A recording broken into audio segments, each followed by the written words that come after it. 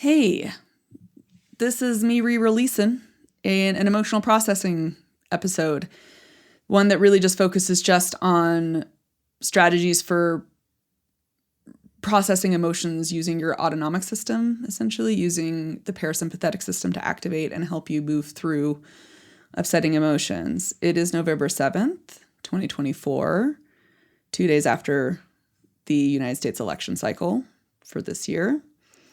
And I know there are people out there who feel excited. I highly doubt those people are among my listeners. So I am definitely not among the excited. I am among the anxious and fearful and angry and just all around upset and doing my best not to spiral more into that. And so I did end up making a bit of a statement I'm going to read off here for you, just sort of summarizing kind of the process, like where I ended up at the end of processing everything yesterday, because that was a bit hard for me to do.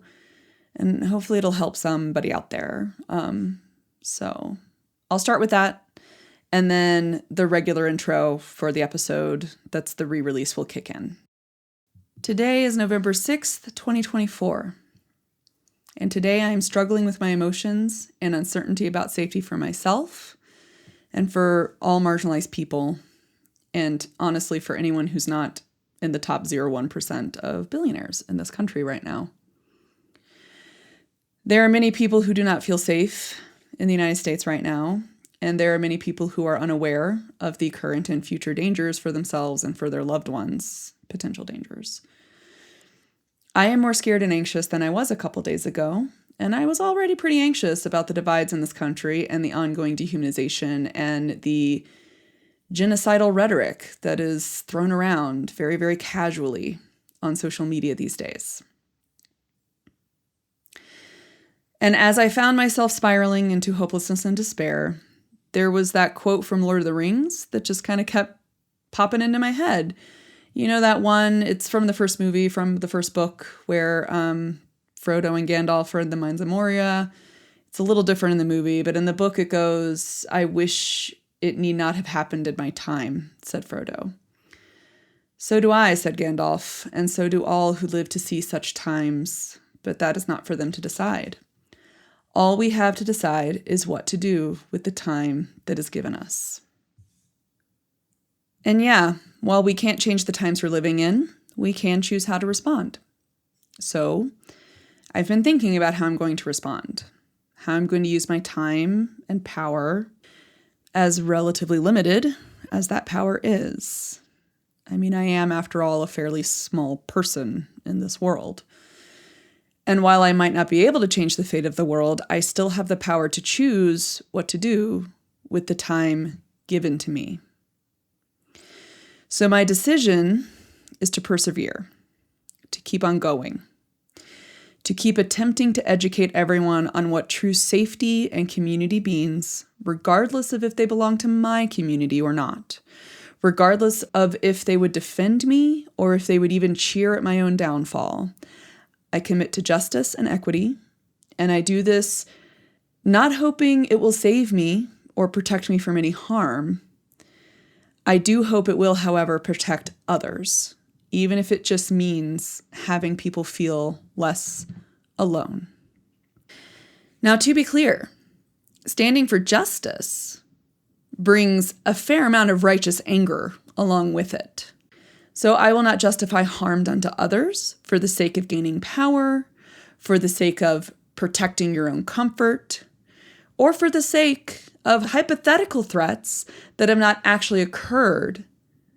I will, however, stand against the propagation of continued actual threats to people's safety, such as real physical violence, denial of health care, legal injustice, removal from the country and their families, and also the dehumanizing rhetoric that sends us on the progressive march toward genocide.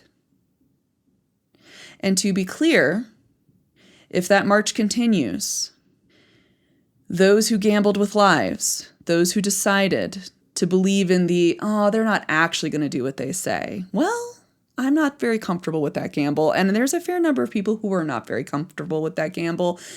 I have noticed people are far more comfortable gambling with lives that they don't believe are actually theirs to gamble with. But if you did make that gamble, and if you lose that bet, I sure hope you're ready to help protect the people who were begging you not to make that gamble. Sure do hope you'll act as a shield, because that's really the only redemptive arc there can be. On a slightly lighter note, I also found a really great post on Reddit, I think yesterday, from someone who's like really, like he has one of those jobs where it's like deep into government bureaucracy. And he kind of confirmed, honestly, what I kind of suspected the first time around, is that all that red tape we have in our bureaucratic procedures, man, that stuff works, you know? That really can hold back some stuff. Those paper pushers, those people who are like, you didn't submit the correct form. I think those people are really actually the ones keeping democracy going. So I'm going to cross my fingers and hope that bureaucracy continues to hold more significant atrocities at bay. Not that there aren't atrocities happening every day in this country, but let's hope that some bureaucracy will keep some of it at bay. But nonetheless, I will continue to do my best to protect others, fight for justice and equity. And that's even if talking or educating other people is really the main way I can go about that. Okay? Like, there are neurodivergents who are non-speakers. There are neurodivergents who struggle with situational mutism, as I like to call it, instead of selective mutism. Then there's me. The loquacious ones, the verbose ones, the ones that suffer from, let's face it, fairly extreme word vomit, you know? Talking is both my strength and my weakness. So you can guarantee I'm going to keep talking. That's going to be a thing. And in my private life, I'm going to do my best to feed the hungry, clothe the unclothed, treat the strangers within the city gates as my own. Whatever my meager little power is, I'm just going to keep on doing it for as long as I can. For, to quote from Lord of the Rings yet again, as Samwise Gamgee said, there is good in this world, and it is worth fighting for. Hi, I'm Kim Neely, and this is the Trauma Informed SLP. This is a podcast where we learn how to promote safety and empowerment and to build resiliency in everyone we know, including ourselves.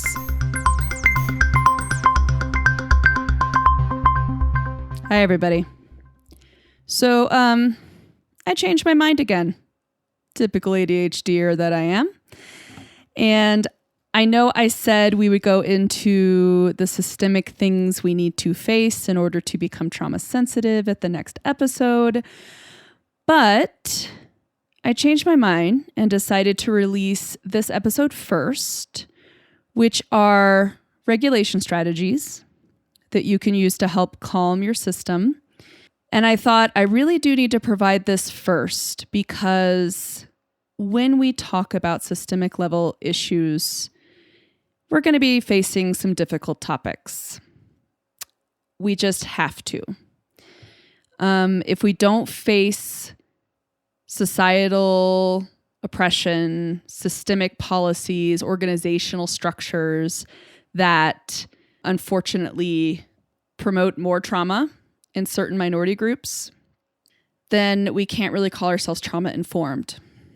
But at the same time, I do know that hearing about these things can be very upsetting on both sides. It can be upsetting for people within the minority groups that experience it, and it can be very upsetting to people in the majority group who are perhaps unaware of these issues prior to them being brought up. And when I thought about that, I thought, I really can't consider myself trauma informed if I don't take into consideration the emotional health of my listeners. So I want to provide these strategies for any episodes upcoming if you feel that you are being triggered, meaning you're feeling some level of discomfort in your body when you start to hear about certain things.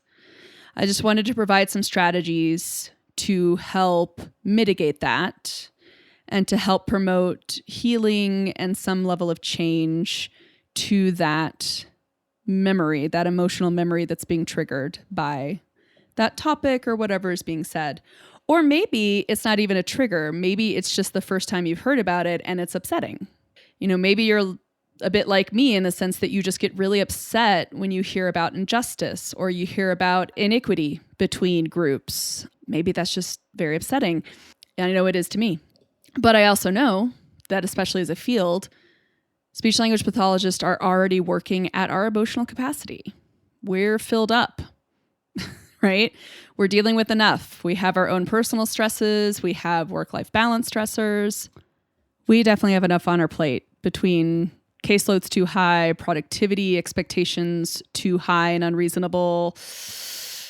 Oh my gosh, just all the stuff, right? The fact that no one really knows what we do outside of our own field, et cetera, et cetera. We have a lot going on. And so with the burnout that everyone's experiencing, it can be really hard to listen to emotionally challenging topics on top of trying to cope with all of that on a daily basis. So I felt I would be remiss if I didn't address that from the beginning and provide an episode that hopefully provides some strategies to help process through those challenging emotions from the bottom up, meaning we're using our autonomic system to help us process an emotion.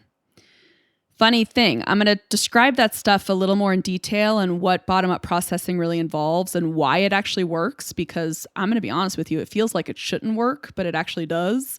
When I was first going through this stuff with a counselor, I was like, really? That's all I have to do? Are you serious? That's really processing an emotion? Are you sure about that? But it is, and it's actually amazing. I love that it's relatively simple to compare to top-down processing, which I'll go ahead and give a brief description of those two things, but I'm actually going to start off right away with the strategies after this introduction, just so you have easy access to them. You can re-listen to them all you want. And then after those strategies, I'll explain what bottom-up processing of emotion is. Spoiler alert, it's basically what we call regulation. And then I'll also talk a little bit, just briefly, about what top-down processing is and what the difference is, particularly if you're going to a mental health professional. And then, we'll just talk in general, just a quick reframing of how we think about our emotions in terms of not really trying to label them as good or bad, essentially. Let's go ahead and get straight into the strategies. I'm hoping this isn't too long of an episode, but let's jump straight in to some of those strategies, and then I'll explain it to you later. If you're still interested, keep listening, and I'll explain why these actually work. Okay. So let's go ahead and go into these strategies. So I think of these strategies as kind of in two big categories because my ADHD brain really likes to categorize things. So I think of calming strategies, right? So these are strategies that are going to kick in your parasympathetic system and help to keep things a little more calm, help keep that sympathetic activation in check, meaning you're not going all the way into survival mode. You might still be a little activated, but you're not going straight into survival mode or panic attack or meltdown or anything like that, right? So you're going to kick in some parasympathetic to help relax a little. Then there's also kind of, it's essentially like burning up your sympathetic strategies. So you're going to be burning through those energy stores in your body, okay? So I'm going to go through the calming strategies first because I think these are the most common ones you hear, okay? And actually that was just a little bit of a fib there because first we have to talk about physiological needs. That's our very first stop along this journey of, hey, I'm feeling uncomfortable in my body and I need to do something to feel a little better. So step one, anytime you're starting to feel any level of discomfort, This could be when you're listening to a challenging topic, or even if you're just like sitting in a work meeting, one of those work meetings that could totally be an email when you have like 1,001 things to do and it just was really stressing you out. The very first thing to do is to check in physiologically. This relates a bit to Maslow's hierarchy. I'll put links in the show notes for you, but that pyramid, if you remember it, at the very bottom is physiological needs. So in this case, it would mean like, have you gone to the bathroom lately? Do you need to do that? Have you had a drink of water? Have you, hydrated in the last few hours? Do you need a snack? Are you ridiculously hungry? Are you to the point of hangry, right? Which I love that we now have a word to describe emotion and hunger and how those two things connect. Because total side note, the reason hunger tends to trigger that amygdala, and the amygdala says this is a threat, is because, eating and drinking is fairly vital to our survival, right? So it makes sense that there's direct connections into that amygdala, and that if we're too hungry, if our blood sugar stores are going a little too low, our amygdala is going to be like, threat to our survival, we need to eat now. And so you get that like sympathetic response, which for a lot of us makes us frustrated and angry, right? So we get hangry. So check on your hanger, get yourself a snack, maybe excuse yourself in the meeting to go to the bathroom. Total side note, you don't actually have to go to the bathroom if you just need to excuse yourself. You can just step outside the room a little, take a breather. You can go grab a snack. You can go grab some water, You can call it a bathroom break, but you don't actually have to use the bathroom. Just side note. Total permission to do that depending on your work environment. Some work environments you can just leave and it doesn't matter. But if those people would have a bug up their butt due to you leaving to get a snack, then by all means, just say, I gotta go to the bathroom and go eat a snack. You know what I mean? So tend to your physiological needs first, because that will help to de-trigger that amygdala immediately if the main issue with how upset you're feeling is the fact that maybe your blood sugar is a little low or whatever, or you're too thirsty or something like that, okay? Oh, also total side note, when it comes to the physiological things, the other thing to consider is, have you slept well lately? Because if you're not sleeping well and you're way too tired, that's going to kick you into sympathetic response pretty fast too. Not that you can take a nap immediately, but sometimes just having that awareness of, you know what, I'm really sleep deprived right now. And so this upsetness I'm feeling might relate more to the fact that I'm physically exhausted and a little less to the actual situation. Sometimes just that awareness can help to kind of mitigate that sort of upset feeling from just being too freaking tired to deal with it. You know what I mean? I've definitely been there. Okay, so now that we've dealt with our physiological stuff, now let's go into those calming strategies. These are things you've heard of a lot. These are actually the same things we tend to use in our field as regulation strategies. That's what's so lovely. Bottom-up emotional processing pretty much is regulation. So because you're using your autonomic system to process, right? Which means you're regulating with your autonomic system. Ha ha, magical. Love it. Anyway, so we don't have a whole lot of new things to learn, but sometimes for ourselves, we might be really good at applying these to clients, but sometimes we're not so great at applying them to ourselves, right? So the main thing is to figure out what you need and what works for you in the situation you're in. So it's about getting a little more in touch with your body and feeling what's going on. Calming strategies, 9 times out of 10, involve a lot of slow breathing, nice, slow, relaxed breaths in and out. There's ones that even are just breath, where it's like the 4-5-3 or something. I forget what the counts are, but you inhale on a count of 4, hold it for a count of 5, and exhale for a count of 3, and it's nice slow counts. Or just inhaling on a count of 4, exhaling on a count of 4. It could be the same counts. It doesn't really matter. There's also, I think, the inhale on 4, hold for 4, exhale on 4. You can do that too. And you can do that in a meeting, honestly. I mean, if you're doing it slowly enough and quietly enough, people might not, you're not doing that kind of exhale.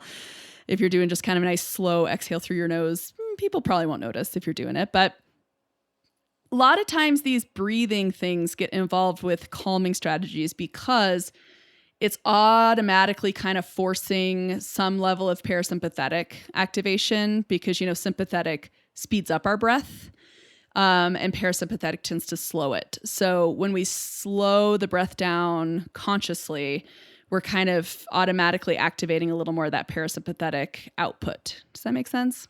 So a lot of times the breathing gets sort of paired with something, right? So it's breathing on a certain count, or it's breathing with some kind of tactile sensation added in, or it's breathing with a visual, or it's breathing with a sound, whatever it is.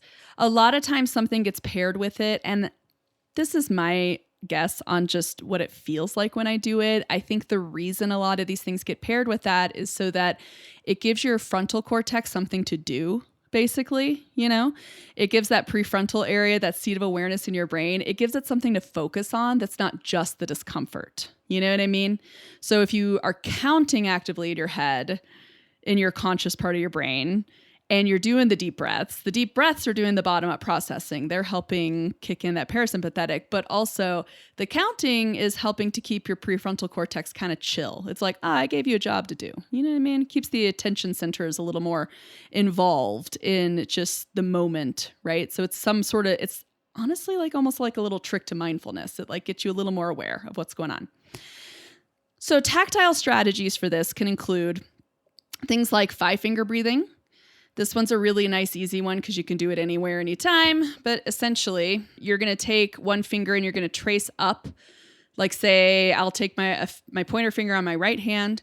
I'll trace up my thumb on an inhale, nice and slow.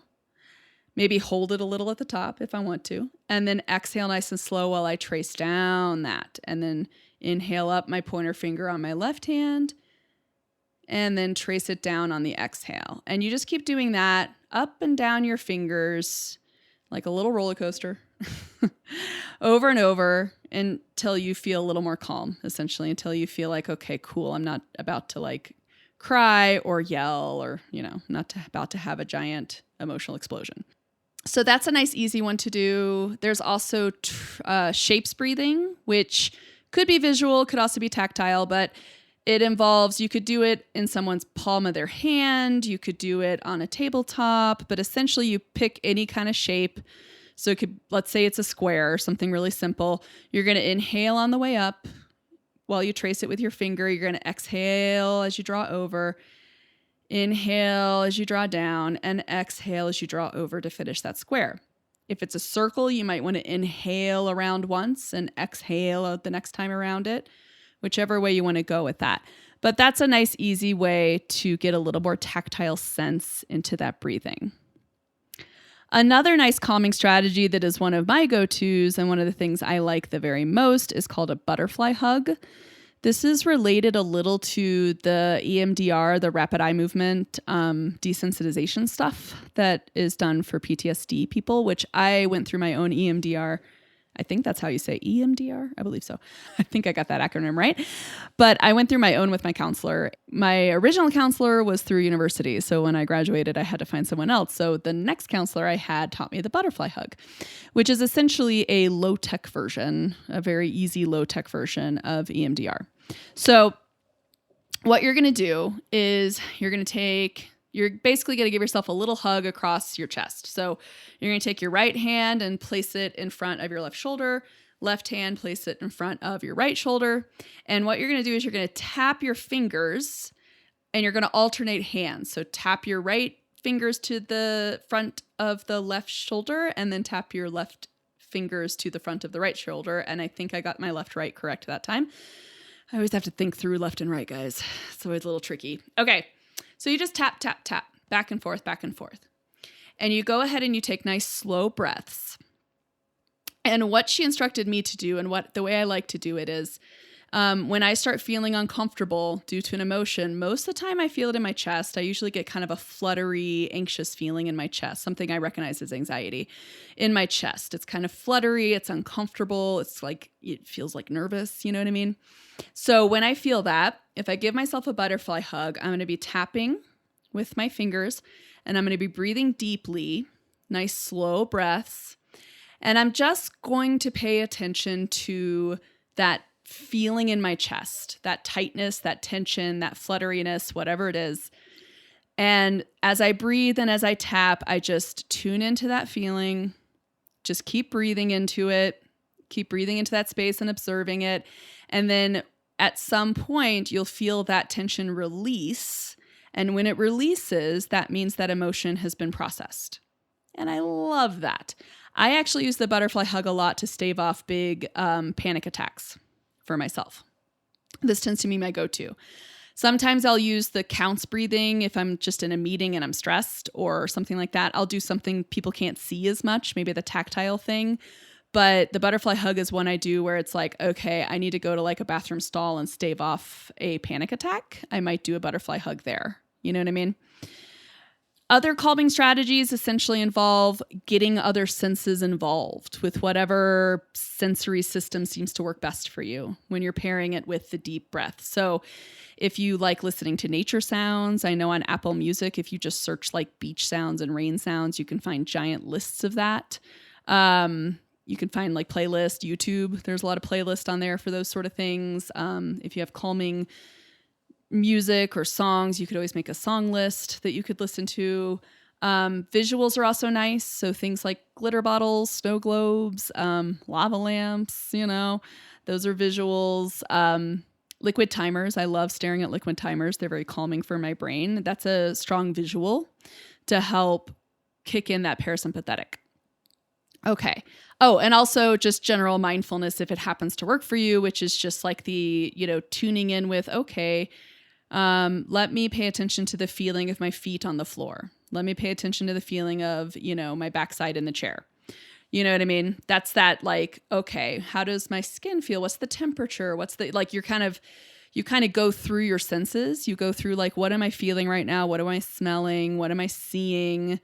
How is the proprioception of like, where is my body in space? How does it feel to have my knee bent? Things like that.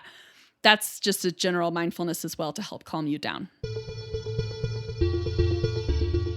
So the next category of strategies kind of are burning through our energy stores. This is essentially if you get uncomfortable and then you feel like you need to let the energy out.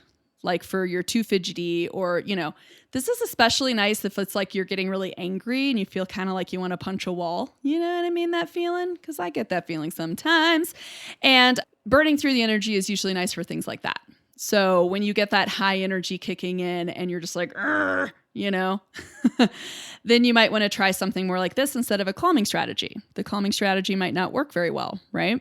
So burning through energy are things like taking a fast walk. This could even be like a 1 minute or 2 minute like sprint walk, like one of those little like, what did they used to call that? Was it sprint walking? There was like a whole thing about it like in the late 80s or whatever, or 90s. It's like in When Harry Met Sally, right? When they like do the little sprint walk thing. Speed walk. That's what it's called. Speed walking. Yeah. You could do a little speed walk. You could do a short jog. You could, take a step outside your building and do a quick little jog somewhere. If you're in an office without a whole lot of people around, or maybe you're like me and you're shameless and you don't really care if people see you do this, but you could do like some squats. You could do some burpees. That's that thing where like you squat and then do like a push up. You jump back into a push up and then you jump your feet back up and then you like do a leap kind of a thing. You go back down. Anyway, you could do jumping jacks. You could do anything like that. Maybe a little like high knee running in place, right? That helps burn through some energy. There's also something called progressive muscle relaxation. This is one people have heard about. And this is just a quick example of why we have these different strategies. I have a friend who loves progressive muscle relaxation, and I personally do not like it. It does not help me one bit. It doesn't help me burn through energy, and it doesn't help me calm down because I don't like the sensation of it. Like, I don't like how it makes my body feel at all. So it's one I always skip, but I'm going to share it because some people out there it works great for. But this is the one where you're going to like, say, tune into your feet and you're going to clench your muscles down there really, really tight for like 5 seconds and then you release them. And then you clench the muscles in your lower legs for like 5 seconds and release them, and clench your upper legs for like 5 seconds and release them. And you go up your whole body that way. And I think the theory behind that is that by clenching the muscles really tight, you are essentially burning through the adrenaline that got pumped into your body when the sympathetic started to become more dominant. I think that's the idea behind that one. But like I said, I don't like it that much, but if it works, it works. It's great. And it's also kind of nice if you don't clench too tight, such that you're like shaking or something. It's another one you could probably do anytime, like even if you're just sitting in a meeting or something.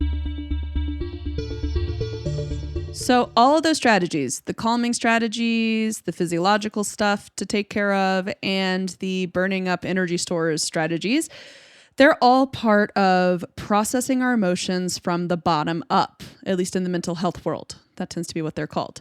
We call them regulation. They tend to call it bottom up processing of emotions. So let's talk about what bottom up processing really means. So what it essentially means is that you're trying to keep your whole limbic system from the bottom up regulated and connected so that the emotion can be experienced throughout your limbic system, but it doesn't throw the whole limbic system into extreme sympathetic dominance, aka like a survival mode, which then disconnects essentially the frontal cortex from the midbrain, right? So we want to keep those pathways open. We want to keep the emotional memory that's being created from the amygdala and the hippocampus. We want that memory to not be one of a threat, essentially. So we want to have a memory of having that emotion related to that topic or that event or that environment, but we don't want the memory to be traumatizing in the sense that when you re-experience it, you get kicked back into survival mode, right? So we're using bottom up, meaning we're starting from our body, we're starting from the discomfort we might feel in our body related to an uncomfortable emotion. And we are using the parasympathetic to kind of put the brakes on that sympathetic response so that we don't go full on into survival mode, so that the memory that can be encoded is one of actually not a threat, right? Something that's uncomfortable. We can, the amygdala can still place a value of, we don't really like this that much, but it's not like this is a threat to our survival. We need to go into survival mode immediately. Okay. So that's the idea of processing from the bottom up. In contrast to this, there is top-down processing of emotions. And this is really where, as SLPs, we don't touch this for other people, at least not in relation to any kind of trauma. We don't touch this when it comes to trauma in other people. You only want to touch this if you're a licensed professional and you know how to touch it, basically. This is where things get kind of sticky because top-down is where you're getting into how the discomfort you're feeling, the way that impacts how you perceive the world, your place in the world, your identity as a person, your value as a person, perhaps your confidence level, all of that stuff. So top down is where, like, for myself, for someone with depression and anxiety, like depression especially loves to sort of have these intrusive thoughts that just kind of sneak in there. Well, really both. Depression and anxiety, they're like best buds in my brain, which is not really buds. I don't really want to be buds with them, but I've had to make peace with it. If I anthropomorphize my mental health, hey. But so essentially those intrusive thoughts of like, I'm not good enough and what am I doing? And this is ridiculous and nobody even likes me. And, all those sort of intrusive thoughts, those higher frontal area, conscious awareness area thoughts, when I feel under threat or I feel worried or anxious or stressed, if I start to feel discomfort, prior to getting appropriate mental health treatment for myself, those thoughts were usually very intrusive, meaning they would kind of take over, and I would have those thoughts for a prolonged period of time, and they would just continue to depress my mood, my emotion. That uncomfortable emotion would just last forever, basically. Like it would just go on and on and on and on and on instead of ebbing and flowing, like the window of tolerance says. So that's what it was like having an issue with top-down processing.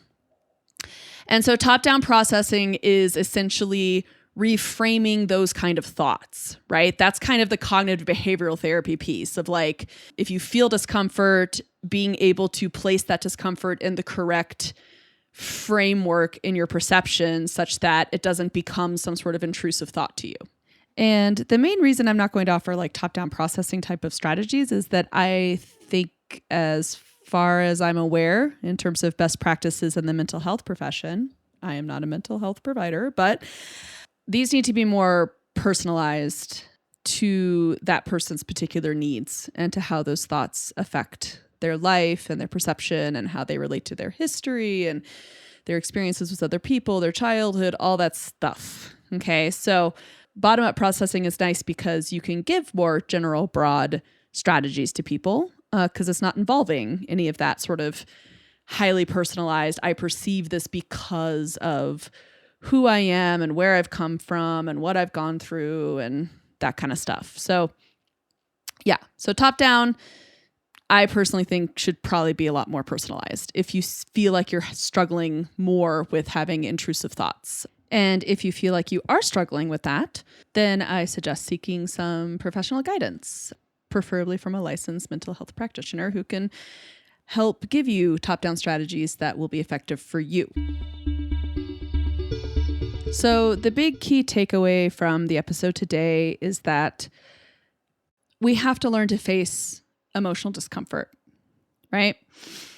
In order for us to listen and grow and change as a person, as people in general, we have to have a little more parasympathetic dominance. We have to have a calmer autonomic state because we need our prefrontal cortex to be involved and present and fully integrated with our midbrain, our amygdala, and also our body to have some awareness of what's going on there.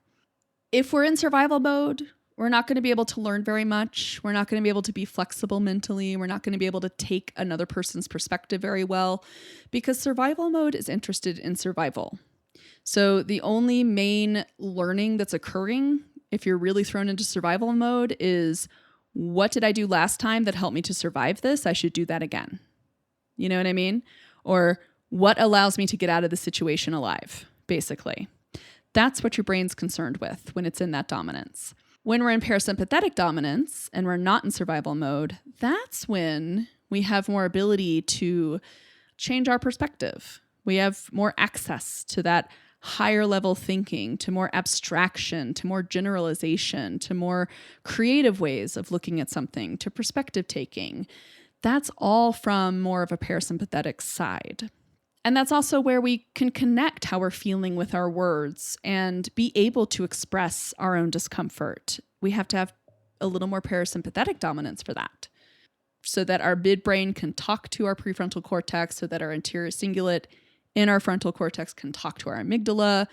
We need to have all these feedback loops happening so that we can become more aware, and so that also we can take the time to learn more about what other people experience.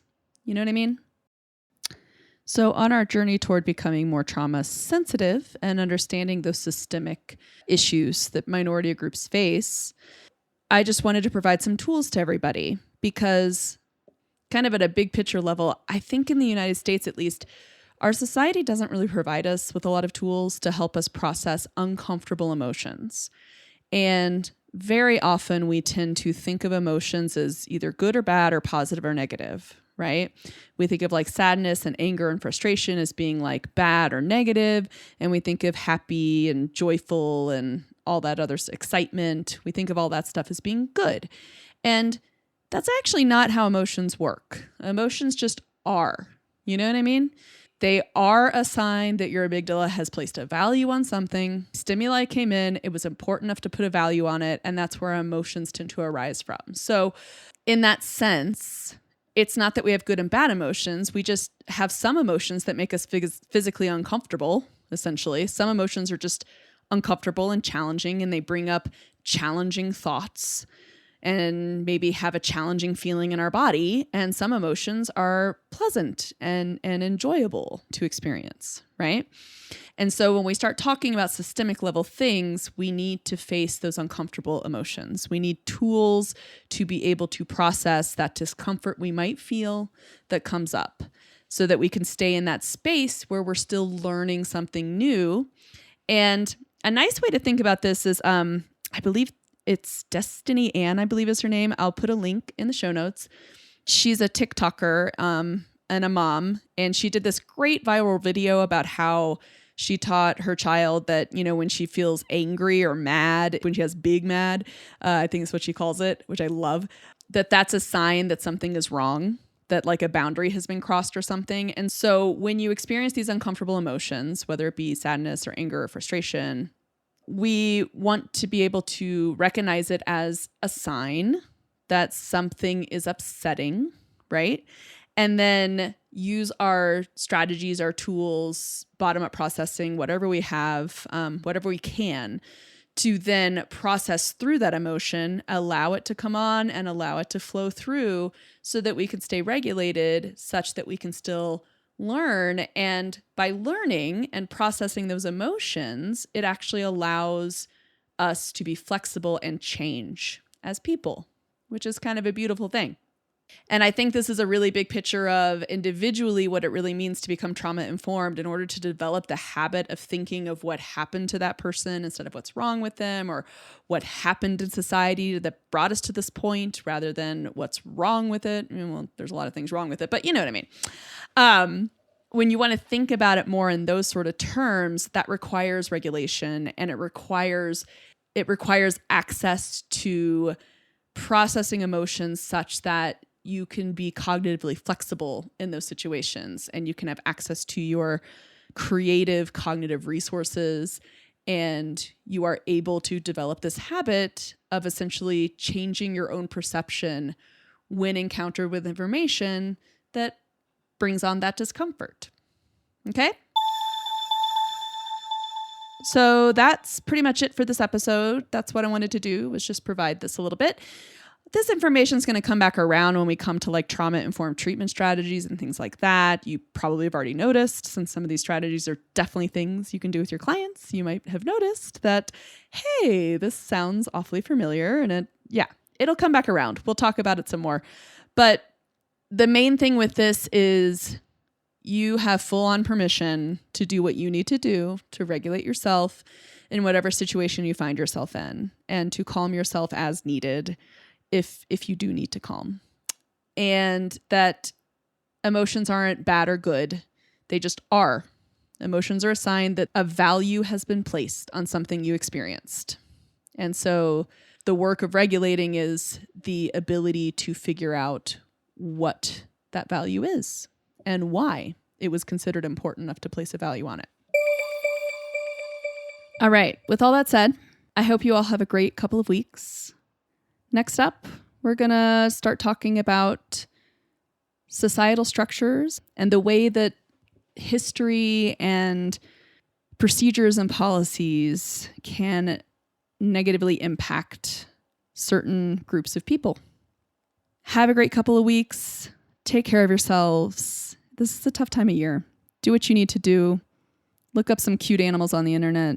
Cute animals are fantastic ways of regulation. I forgot to include that in my tips there, my strategies. But seriously, there's a reason why cats took over, because they're adorable and hilarious. So, because they have absolutely no inhibition. So do what you need to do to take care of yourselves. And please do join me back as we all learn what it means to really be trauma-informed SLPs.